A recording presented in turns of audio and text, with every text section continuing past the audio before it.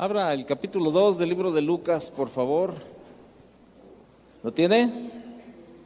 Bueno, vemos ahí, ¿verdad? Usted conoce, yo creo que es de lo que más, como cristianos, es el tema que más debemos de conocer, ¿no? Acerca del nacimiento de Jesús. Y vemos ahí, ¿verdad? Que en aquellos días, como dice ahí, aconteció en aquellos días que se promulgó un edicto de parte de Augusto César, que todo el mundo fuese empadronado. ¿Qué vemos ahí? El empadronamiento milagroso, ¿verdad? Un acontecimiento del mundo usado por Dios para cumplir su plan. Vemos ahí qué tremendo, ¿no? La mano de Dios, cómo Dios acomoda las cosas de tal manera, ¿verdad? Que al final Él hace lo que Él quiere y no para beneficio de Dios, sino para un beneficio para nosotros de alguna manera.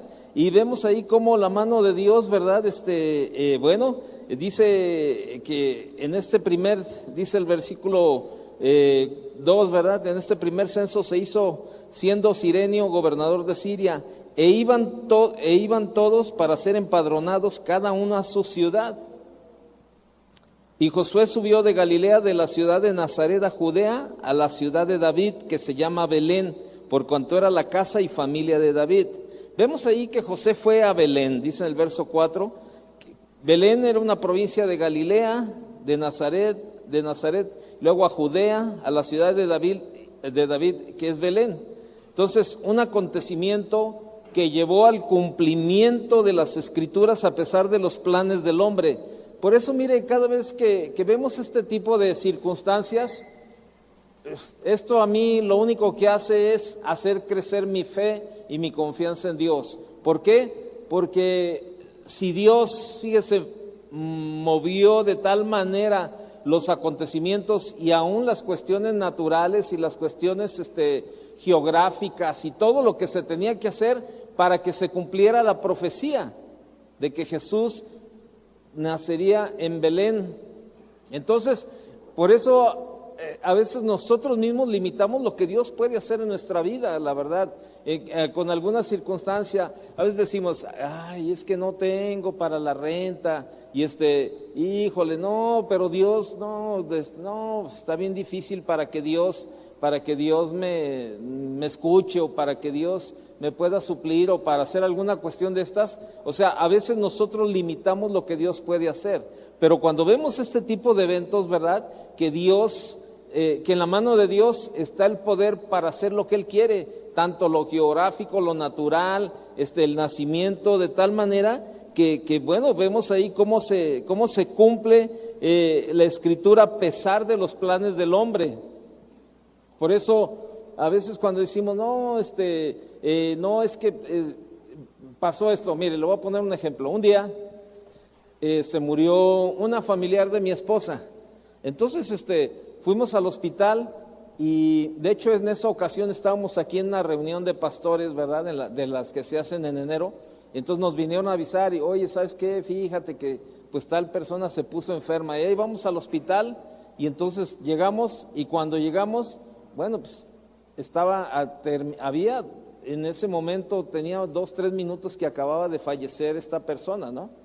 Y entonces la familia alrededor comenzó a molestarse y decía, no, es que si la enfermera no la hubiera dejado sola, que si el doctor hubiera estado en este momento aquí, que si esto, que si lo otro, que si acá. Y yo estaba escuchándole a todo lo que ellos decían.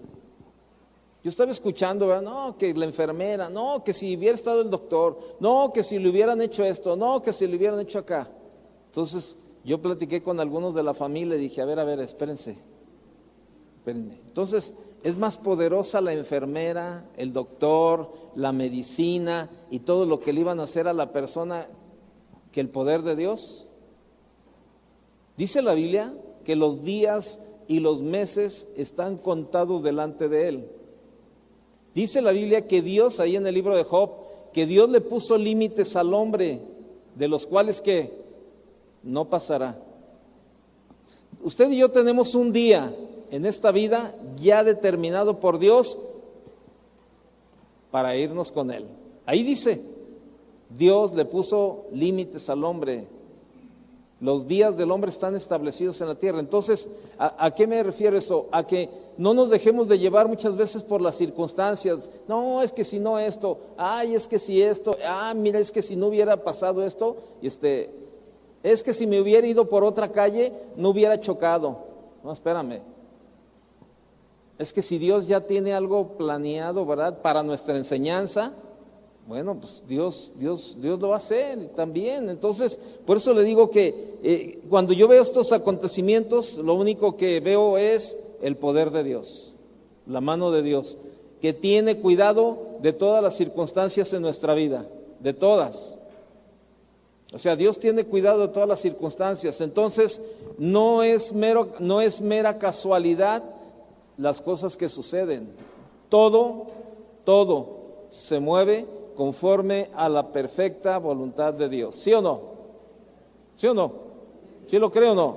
Bueno, vamos a seguir viendo. Entonces, vaya al verso 8, por favor, del capítulo 2. Y el verso 5. Para ser empadronado con María, su mujer, desposada con él, la cual estaba encinta. Fíjese qué casualidad, ¿no? Que el censo ocurrió cuando María estaba embarazada y casi a punto de dar a luz. Verso 6. Y aconteció que estando ellos allí, se cumplieron los días de su alumbramiento. Y dio a luz su hijo primogénito y lo envolvió en pañales y lo acostó en un pesebre, porque no había lugar para ellos en el mesón.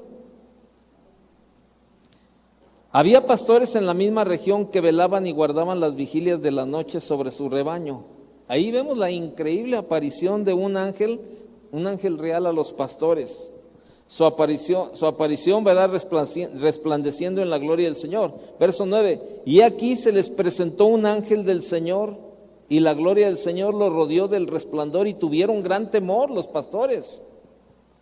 Pero el ángel les dijo: no temáis, no temas, porque aquí os doy nuevas de gran gozo, que será para todo el pueblo, que os ha nacido hoy en la ciudad de David un Salvador, que es Cristo el Señor. ¿Qué estaba pasando aquí? El ángel estaba haciendo una proclamación del nacimiento del Mesías, una orden, ¿verdad? El ángel le dio una orden a los pastores: visiten al niño. Y luego dice el verso 12: esto os servirá de señal, hallaréis al niño envuelto en pañales, acostado en un pesebre. Y entonces el ángel mismo les dice, ¿verdad? O sea, esta va a ser la señal para ustedes de lo que va a pasar. Verso 13 dice: y repentinamente apareció con el ángel una multitud de las huestes celestiales que alababan a Dios y decían: gloria a Dios en las alturas y en la tierra paz, buena voluntad para con los hombres. O sea, fue una aparición espectacular de las huestes celestiales. Imagínense, yo me pongo a pensar cómo ha de haber sido esa escena. Imagínense los pastores en el campo, aparece el ángel y luego detrás de él las huestes celestiales diciendo: gloria a Dios en las alturas. Imagínense ese cuadro, que en lugar de darnos temor, no, yo pienso que gritaríamos y brincaríamos igual, ¿verdad? Y también en esa parte, ¿no? Qué tremendo, la verdad. Y verso 15 dice que sucedió que cuando los ángeles se fueron de ellos al cielo, los pastores se dijeron unos a otros, ¿verdad? Pasemos pues hasta Belén y veamos esto que ha sucedido y que el Señor nos ha manifestado. ¿Qué pasó con los pastores? Bueno, yo creo que estaban excitados de haber visto la presencia del ángel, ¿verdad? Y buscaron evidencias. ¿Y cómo es esto? Decidieron hacer la visita inmediatamente. Tomaron cartas en el asunto y atendieron inmediatamente lo que ellos sabían que venía de parte de Dios. Porque así lo dice porque dice esto que ha sucedido y que el Señor nos ha manifestado. Mira, cuando el Señor nos habla o nos da una instrucción, debemos de atenderla inmediatamente. O sea, no debemos dejarla para mañana. Si el Señor te está claro, hay situaciones que te dicen, no son que tienes que hacer en el momento. Y ahí es donde entra la obediencia también del ser humano. Si Dios mismo nos está hablando, ¿verdad? Y enseñando lo que debemos de hacer, hay que obedecer. Y yo aquí te preguntaría, ¿qué es lo que Dios te ha estado hablando que dejes de hacer o que hagas y no lo has hecho?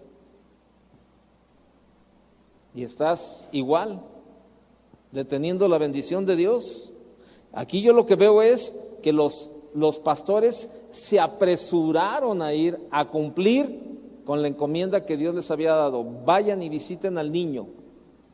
Y estos pastores se apresuraron a ir. Vean lo que dice el verso 16. Vinieron pues apresuradamente y hallaron a María y a José y al niño acostado en el pesebre.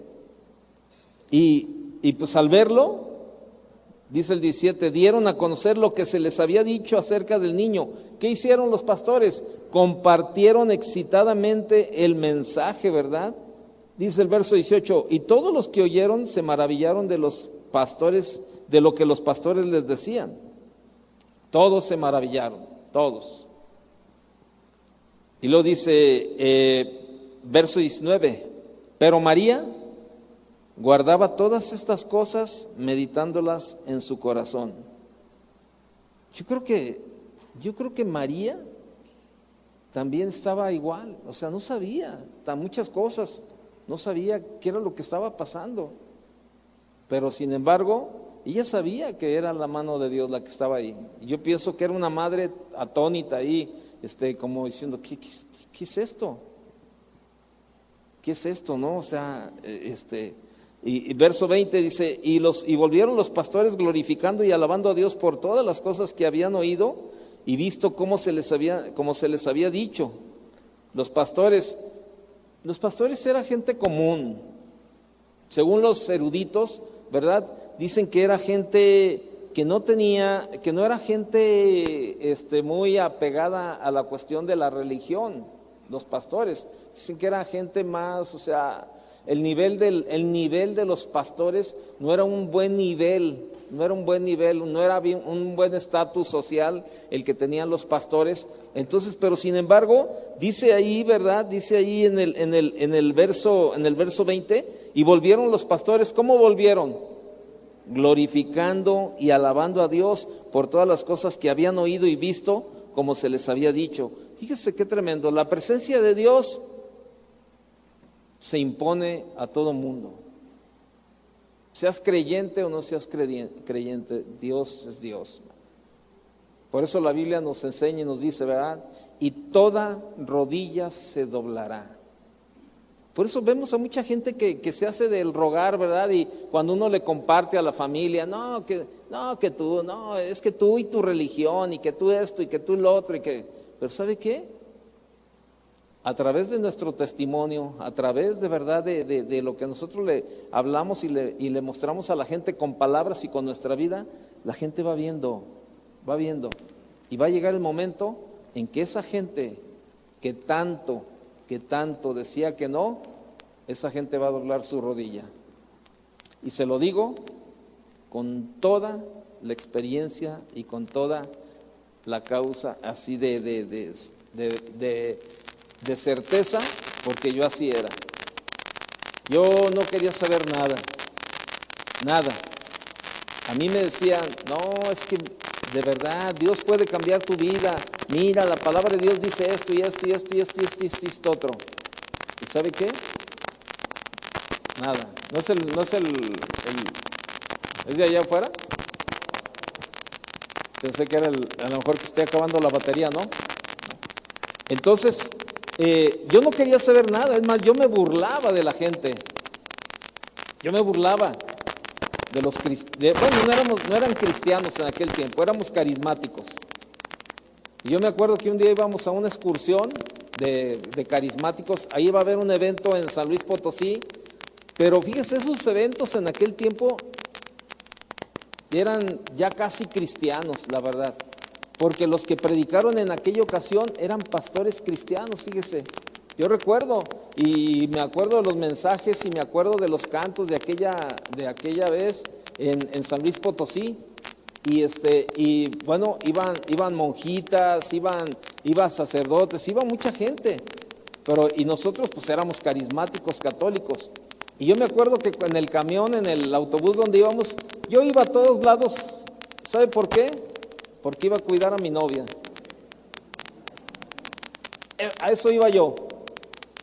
Yo no iba porque estaba convencido. Yo no estaba convencido. Yo iba porque iba a cuidar a mi novia. ¿Sabe hasta dónde me fui? Hasta Los Ángeles, siguiéndola para cuidarla. Y en eventos carismáticos. Y cuando íbamos ahí en el camión, ¿verdad? Se ponchó la llanta del camión. Y se baja Sergio Dueñas, usted conoce a Sergio Dueñas también. Entonces se baja Sergio con otros hermanos ahí y luego con una guitarra y comienzan a cantar. Ahora que diga Pedro, ¿quién es el mero mero? Ahora que diga Pedro, ¿quién es el mero mero? Y luego la canción decía, el mero mero es el Señor. Y eran puros cantos carismáticos de aquí, ¿verdad? Entonces yo estaba arriba del camión y entonces estaba mi novia y mis cuñadas y todo, pero se bajaron la mayoría y mi novia me decía, ándale, bájate, vamos a cantar con él. No, mira nomás, qué payasada, man. Yo no sé cómo no les da vergüenza ahí a todos estos cuates. Ve a tu cuñado, qué payaso, Sergio Dueñas, ¿verdad? Haciendo el ridículo ahí, ay, cantando, ay, que el mero mero y que no sé qué. Y así iba, y yo iba con una actitud negativa. Pero le digo, yo no iba convencido, yo iba a cuidarla. Y ándele que llegamos allá y nos separan a los hombres y a las mujeres, ¿verdad? En unas casas, y entonces en la casa donde nos tocó era de 2 plantas. En la parte baja estaban unas monjitas con un montón de jovencitas de unas casas de acá de Unión de Tula. Y en la parte alta nos hospedaron a nosotros, un grupo de jóvenes. Todos estábamos jóvenes, teníamos 20 y tantos, 25, 26 años en aquellos tiempos. Y ándele, estaba Chuy García, los hermanos de Chuy García, estaba Sergio, y estábamos muchos de los Chava Pardo, y entonces nos hospedan, nos dan un lugar allá arriba, éramos como 40, como en 3 habitaciones. Y entonces las monjitas comenzaron a cantar y nos dijeron, venga, bajen, vamos a cantar un ratito. Bueno, pues vamos a hacer bola. Y ahí estábamos ahí, y pues yo bien apático, viendo todo ese tipo de cosas, y yo decía, ay, híjole, qué loquera. A mi novia la habían hospedado en otra casa, y ahí estaba una joven en silla de ruedas, con las que venían de Unión de Tula. Y ya pues terminó la cantada y todo eso, nos fuimos a dormir, y al día siguiente comenzaba el evento. Híjole, ¿sabe qué? Los que estaban ahí, le digo, eran pastores, los que estaban predicando, y comienza a hacer un llamado de sanidad. Y pues la gente pasa. Y entre ellos pasó esta joven que estaba en silla de ruedas. Créamelo, a mí me tocó ver el milagro de esa joven levantándose, y ella era la que llevaba la silla. Ella era la que llevaba la silla de ruedas y iba caminando, y mi novia y yo detrás de ella. ¿Y sabe cómo íbamos? Llorando y dándole gracias a Dios por el milagro que habíamos visto. Cuando yo iba con una actitud apática, iba negativo, pero ¿sabe qué? Dios trata con el ser humano. Y por eso dicen que estos pastores eran de una clase social pues que no tenían mucho que ver con las cosas de Dios. Pero ante la presencia de Dios nadie podemos permanecer con el orgullo arriba. Y la Biblia dice bien claro, toda rodilla se doblará. Por eso, esa gente que está alrededor de usted, su familia, los amigos, que no quiere nada, no se preocupe. Usted predíquele y dele testimonio. Y yo le puedo asegurar, se lo aseguro, que un día usted los va a ver con la rodilla doblada y alabando y glorificando a Dios, como estos pastores. Y no era para menos. Estos pastores fueron a glorificar nada más y nada menos que al Hijo de Dios. Y eso nos enseña a usted y a mí algo bien importante, que usted y yo tenemos que glorificar a Dios y tenemos que ser testigos de lo que Dios está haciendo. ¿Qué más dice? Dice el verso 21, cumplidos los 8 días para circuncidar al niño, le pusieron por nombre Jesús, el cual le había sido puesto por el ángel antes que fuese concebido. Ahí estaba el nombramiento inusual del niño, ¿no? Nombre dado por Dios mismo, ¿sí? A este niño. Y acuérdense lo que dijimos de Zacarías, que el niño, ¿se acuerda que se tenía que poner el nombre de los padres a los niños? Entonces, aquí no debería de haber sido el nombre Jesús, debería haber sido José. Pero sin embargo, bueno, esta fue una instrucción directa de parte de Dios hacia los padres y le pusieron por nombre Jesús.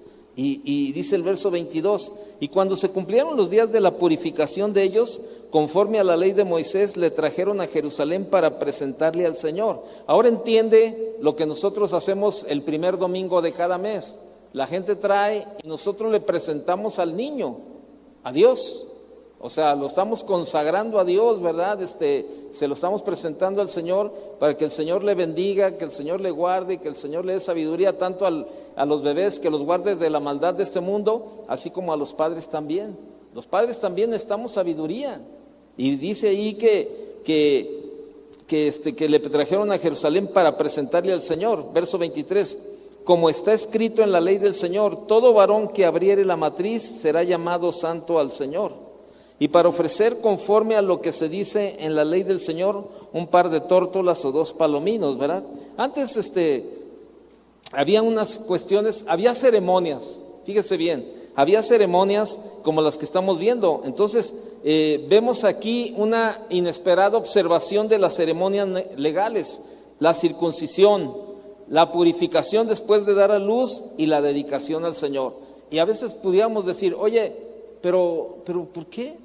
Si él era el Hijo de Dios, era Jesús el Hijo de Dios, y pasó por la circuncisión.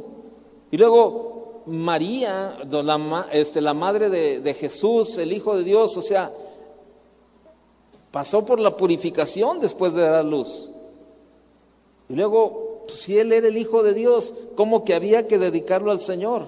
Bueno, ahí hay algo bien importante, que Jesús pasó por todo, precisamente cumplió con esa parte también. Entonces, es algo bien tremendo, la verdad. O sea, que aquí vemos que la humildad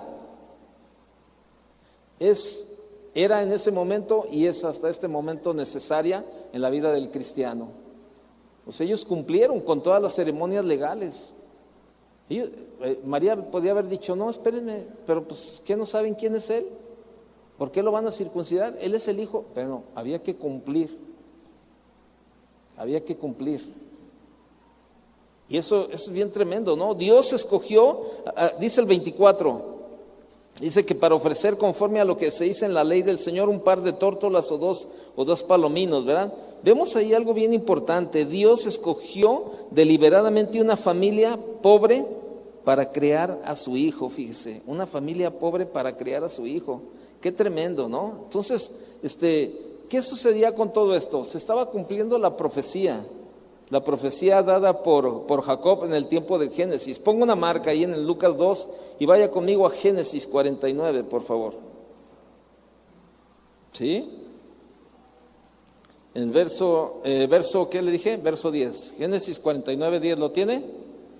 Dice, no será quitado el cetro de Judá, ni el legislador de entre sus pies, hasta que venga Silo, y a él se congregarán los pueblos. Fíjese, note cómo el cetro del gobierno en aquellos tiempos se había apartado de Judea, el cetro del gobierno. O sea, Judea estaba bajo el dominio de Roma con César Augusto, ¿sí? Era el emperador en ese tiempo. Cirenio era gobernador de Siria y Judea era parte de la provincia de Siria. En este momento Herodes, el rey de Judea, un poder usurpador, extranjero, extraño, estaba gobernando sobre Judea. Judea ya no era gobernada en aquellos tiempos por uno de sus propios príncipes, era gobernada por un príncipe idumeo, un descendiente de Saúl, Herodes el Grande.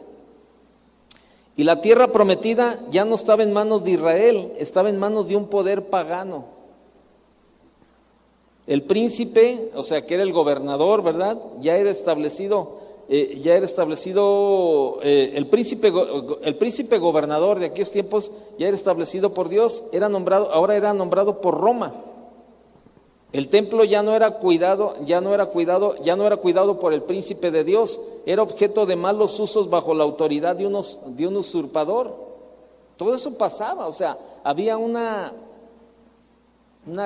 crisis allá en aquellos tiempos. Ya Roma tenía la mano metida ahí y ese era un problema, ¿no? Entonces los sacerdotes de Dios, fíjese, ya no eran los ministros de Dios, eran siervos de un mundo secular. Yo le pregunto, ¿hay mucha diferencia en los tiempos de ahora? ¿No?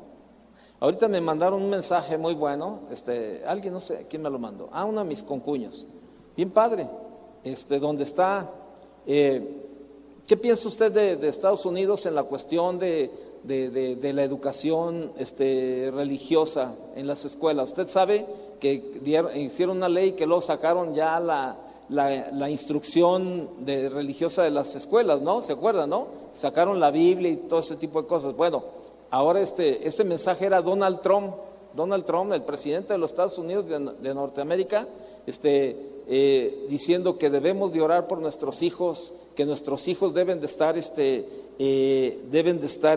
enseñados. O sea, buenísimo el mensaje de Donald Trump en ese sentido. Y dice, se lo voy a leer, dice, queremos que nuestros hijos conozcan a Dios, queremos que nuestros pastores hablen, dice, queremos que nuestros pastores, déjeme porque se adelantó aquí, queremos que nuestros pastores hablen, queremos que sus voces en el discurso público, o sea, dice, le estoy leyendo porque... Y queremos que nuestros hijos conozcan las bendiciones de Dios. Oiga, el aplauso de la gente. La escuela no debe ser un lugar que expulse la fe y la religión, sino que debe recibir la fe y la religión con unos enormes brazos abiertos.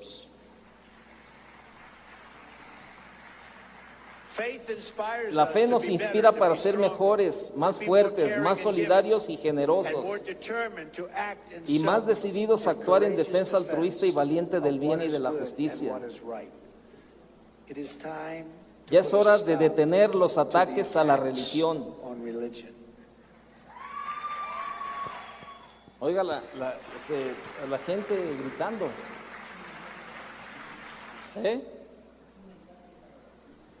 ¿Mensaje para quién? Sí. Pero ¿sabe? O sea, es lo que está pasando en el mundo. O sea, ¿qué dice el dólar? En Dios confiamos. Y ve el mundo, es el país más materialista en todo el mundo. Pero ¿sabe? Mucha gente está volviendo a los inicios. Y eso era lo que estaba pasando con la venida de Jesús. O sea, el pueblo romano tenía ahí la parte, pero comenzó, ¿verdad? Entonces se estaba cumpliendo la profecía. El cetro se había apartado de la forma más definida de Judea. Ahora había llegado el momento para la venida, ¿verdad? Y del Señor. Y vendría. Dios, en el consejo y preconocimiento de su voluntad, había decidido su venida. Entonces, por eso vemos ahí cómo Dios acomodó todas las cosas de una manera sobrenatural. El empadronamiento milagroso, el asombroso lugar del nacimiento y la increíble aparición de los ángeles, la apariencia de la hueste celestial.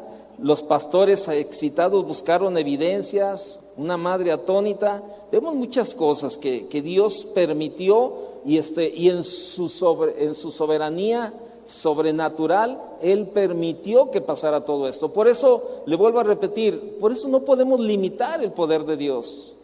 Cuando yo veo una mujer que me dice, es que no hemos podido tener familia, ¿y tú crees que Dios te puede dar un hijo? ¿Tú crees que puedes quedar embarazada? Sí, ok, vamos a orar. Claro, no por el hecho de, ya tuvo un hijo, pero sin embargo, ¿sabe qué? No debemos de quitarle nunca ese poder a Dios dudando de Él, de lo que Dios puede hacer. Si Dios puede mover los tiempos, mover las circunstancias, mover los lugares, ¿qué no podrá hacer Dios en nuestra vida?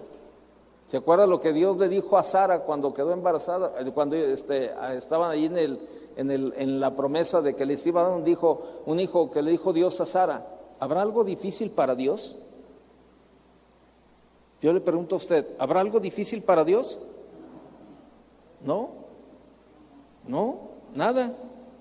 El empadronamiento fue usado por Dios para cumplir su plan con el nacimiento del Mesías. La profecía decía que el Mesías debía nacer en Belén y la escritura debía cumplirse. José y María vivían en Galilea y María estaba en el estado a punto de dar a luz.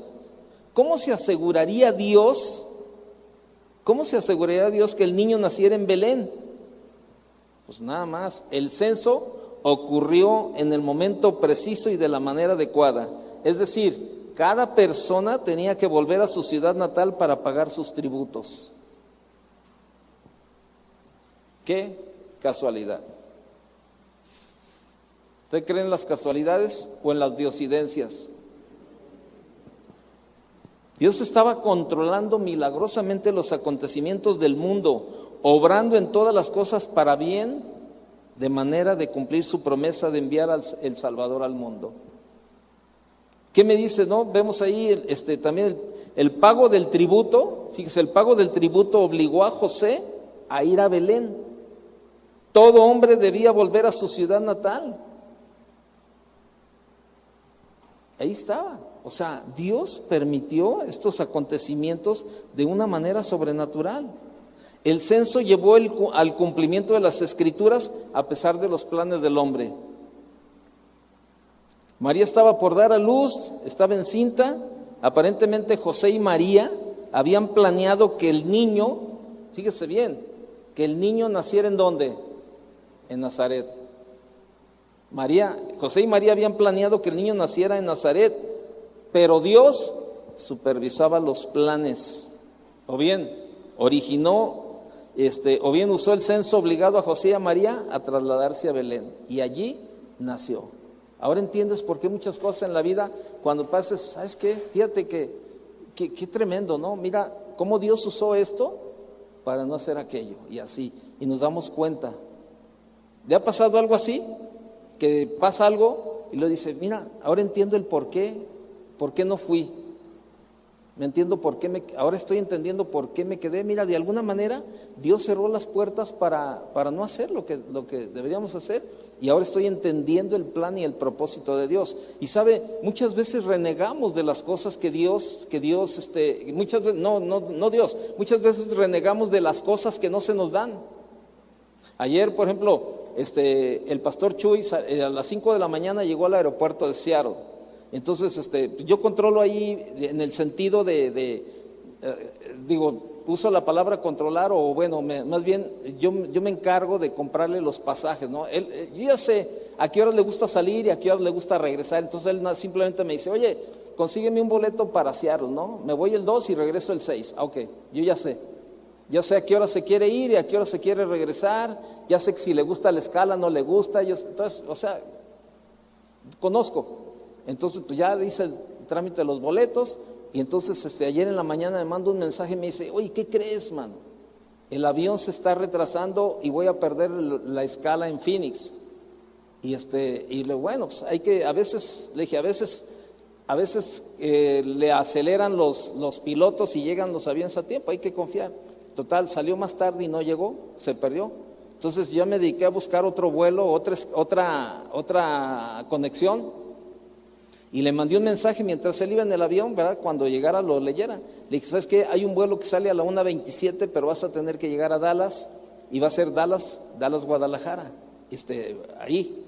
Entonces, en cuanto llegues, bájate y vete al mostrador y diles que te quieres ir en el vuelo más cercano, que es el de la 1:27 a Dallas, ¿no? Entonces yo estaba ahí. Entonces y le digo, y ese te va a poner con la conexión a las 6 y feria de la tarde para llegar a Guadalajara a las 9 y fracción. Entonces, pues ándele que ya está ahí, y pues ya alcanza el vuelo de la 1:27 así derrapando, y entonces se sube y luego me dice, ¿qué crees? Aquí estamos parados en la pista. Hay mucho tráfico aquí en Phoenix y no puede salir el avión y ya tiene 1 hora. Estamos arriba del avión ya todos. ¿Y sabes qué? Voy a perder la escala en Dallas para irme a Guadalajara. Yo creo que me va a tocar dormir ahí. Entonces yo empecé a mandarle mensajes. Le dije, no, ¿sabes qué? Si te quedas va a ser un buen tiempo para que descanses, para que te relajes de todo este trajín de los días, porque estuvo compartiendo como 4 o 5 días en Seattle. Le dije, tú descansa, disfruta, si es problema del avión, de la línea, te van a dar hospedaje, te van a dar comida, te van a mandar un buen hotel, descansa, come, cena tranquilo, te levantas tranquilo y te vienes. Le dije, acuérdate que todo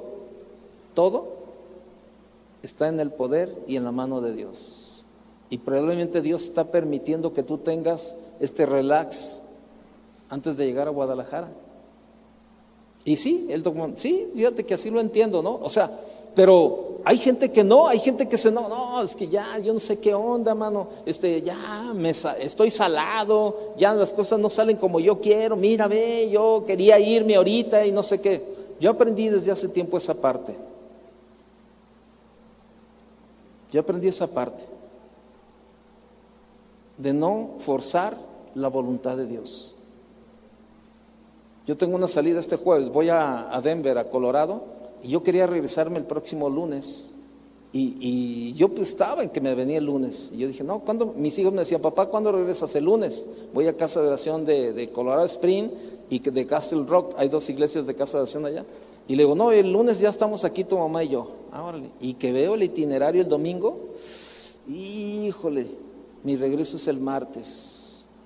Y entonces, y ya empezaba yo así como que, qué mala onda, pero ¿por qué? Pero me acordé de esto. Y dije, ¿cómo? Y le dije a mi esposa, ¿sabes qué? Regresamos el martes. Y le dije, mira, voy a hablar con el pastor. Si podemos, pues nos venimos el lunes, pero no sé. Y hablé con el pastor y ya me empezó a decir, no, que mira, que queremos que convivir con ustedes en la mañana del lunes y esto y eso. Y dije, Señor, yo sé que tú lo arreglaste de esta manera, entonces, Señor, pues voy contento y me regreso contento. ¿Sabe? Tenemos que aprender a no forzar la voluntad de Dios en nuestra vida. Si hay alguien que tiene cuidado y que sabe lo que nos conviene mejor a usted y a mí, ese es Dios. No force la voluntad de Dios. Muchas veces algunos por situaciones económicas andan ahí, híjole, ¿cómo le hago, mano? ¿A quién voy y a quién le pido? Y no se abren las puertas. Espérate, confía en el Señor. Confía en el Señor. Si tu caminar con el Señor es justo, Dios tiene cuidado de ti. Y no necesitas hacer nada extraordinario, solamente confiar en Él y dejar que sea Dios el que abra y que cierre las puertas. Y no renegar, porque eso es típico de muchos. No, ve nomás, ya ve la hora, ya no alcanzamos, ya por tu culpa, esto y esto. Espérame. ¿Y dónde está la soberanía de Dios? Y por eso le digo, fíjese todo lo que Dios hizo para que su hijo naciera en Belén y se cumpliera la profecía. Si Dios mueve cosas para que se cumpla el nacimiento del Salvador del mundo, ¿no podrá Dios abrir una puerta para suplirte la necesidad que tú tienes? Hoy en la mañana estamos orando por una hermana que tiene un tumor aquí, en esta parte del oído. Y es un tumor, no es maligno, pues al fin de cuentas es un tumor que está ligado a la parte del oído. Y hay un riesgo. Los doctores han dicho, hay un riesgo. Con el habla, con la vista y con el oído. Si no cortamos bien, puede haber estas consecuencias. Se queda sin habla, se queda sin oír o se queda sin ver. Y hablamos con esa persona. Chavi y yo, es conocida de nosotros, es de la gente que inició la casa de oración también, y le hablamos y le dijimos, ¿qué te podemos ayudar? No, pues es que fíjate que el hospital va a cobrar tanto, así. Y entonces, bueno, pues de alguna manera te ayudamos algo. Hoy Chava Pardo nos estaba platicando de que hay un protocolo de un investigador, de un médico que se dedica a ese tipo de cirugías y que no son muy comunes ese tipo de tumores, pues ándele ese protocolo. Yo digo el protocolo, pero yo sé quién fue. Ese protocolo, ¿verdad? Un doctor la contactó y le dijo, oye, viene esta eminencia de Estados Unidos o de Europa, no sé dónde, y opera esto, y él quiere tomar tu caso. No, pero pues yo no tengo dinero. No te preocupes, te van a operar en el Puerta de Hierro. Va a ser el mejor médico del mundo que opera esto, y ¿sabes qué? Te van a dar el tratamiento y vas a hacer esto y esto y esto y esto y esto otro. Oye, pero ¿cuánto me va a salir todo? Ni un peso vas a pagar. Esa cirugía, mínimo, más de 300,000 pesos.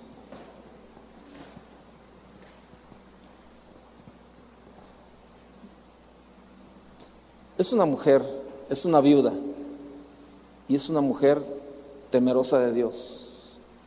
Ha sacado a sus hijos adelante, tuvo un buen matrimonio, el Señor se llevó a su esposo bastante joven, y su vida es una mujer justa delante de Dios. Dios tiene ese cuidado. Y sabe que ahí va a estar, y nosotros no dudamos y creemos que todo va a salir bien. Pero por eso le repito, Dios tiene cuidado y Dios hace las cosas como Él quiere. No se desanime, Dios tiene el control. En ningún momento Él lo ha perdido. ¿Está de acuerdo? Bien, aquí nos quedamos.